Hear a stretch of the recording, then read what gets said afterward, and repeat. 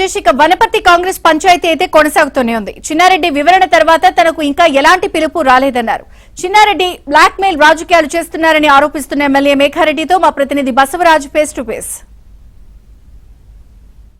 రాష్ట్రంలోని కాంగ్రెస్ పార్టీలో పెద్ద సంచలనంగా మారిన చిన్నారెడ్డి వర్సెస్ మేఘారెడ్డి కేసు విషయంలో మేఘారెడ్డి ఇప్పటికే ఢిల్లీకి వెళ్ళి ఢిల్లీలో కూడా కంప్లైంట్ చేయడం జరిగింది. అదేవిధంగా చిన్నారెడ్డి ఏదైతే ఎక్స్ప్లెనేషన్ ఇచ్చిండో దానిపైన కూడా ఏదైతే మల్లురవి చెప్పిన వ్యాఖ్యలు ఉన్నాయో దానిపైన మరిన్ని వివరాలు తెలుసుకుందాం. సార్, మల్లురవి గారు చాలా క్లియర్గా చెప్పిన, అంటే మీరు ఇచ్చిన కంప్లైంట్కి చిన్నారెడ్డి ఇచ్చిన రిప్లైకి చాలా తేడాలు ఉన్నాయన్నారు. మీతో మాట్లాడినా?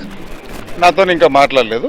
మల్లురవి గారు నన్ను పిలుస్తాను, ఆ ప్రెస్ నోట్లో ఆయన ప్రెస్ మీట్లో మాట్లాడినప్పుడు నేను విన్నాను. నన్ను ఇంకా పిలవలేదు.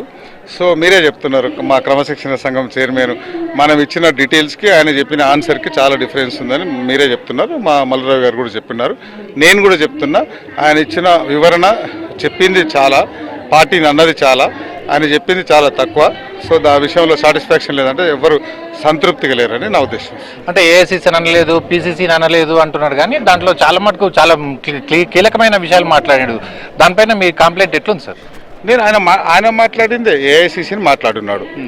ఏఐసీసీని సోనియా గాంధీ గారు టికెట్ ఇస్తే అక్కడున్న కమిటీ సభ్యులు, ఇక్కడున్న పీసీసీ కమిటీ సభ్యులు అంటే ఏమన్నట్లేదు, వాళ్ళందరూ కలిపి నా టికెట్ కోసినరు అని చెప్పినాడు, డబ్బులకు అమ్ముడు పోయినరు అని చెప్పినాడు.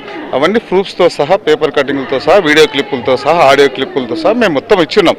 ఆయన ఇచ్చిన వివరణ చాలా తప్పు ఉంది.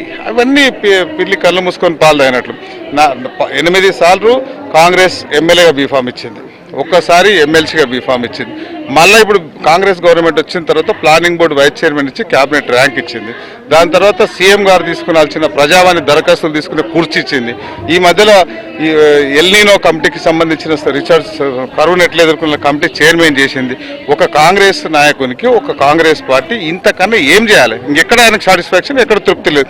అట్లని ఆయన కాంగ్రెస్ కార్యకర్తల కోసం, వనపర్తి కాంగ్రెస్ లీడర్ల కోసం ఎక్కడైనా తిరుమలాపూర్లో సెంటు పొలం అమ్మిండా, హైదరాబాద్లో ఏమైనా ఎక్కడ పొలం అమ్మిండా, ఒక ప్లాట్ అమ్మిండా, అన్ని ఆయన బాగానే ఉన్నాడు. నాకు ఈ మధ్య 2-3 రోజులు చాలా ఫోన్లు వస్తున్నాయి, చాలా ఆస్తులు ఉన్నాయంటే లెక్కలతో సహా చెప్పారు. టైం వస్తే అవి కూడా బయట పెడతారు.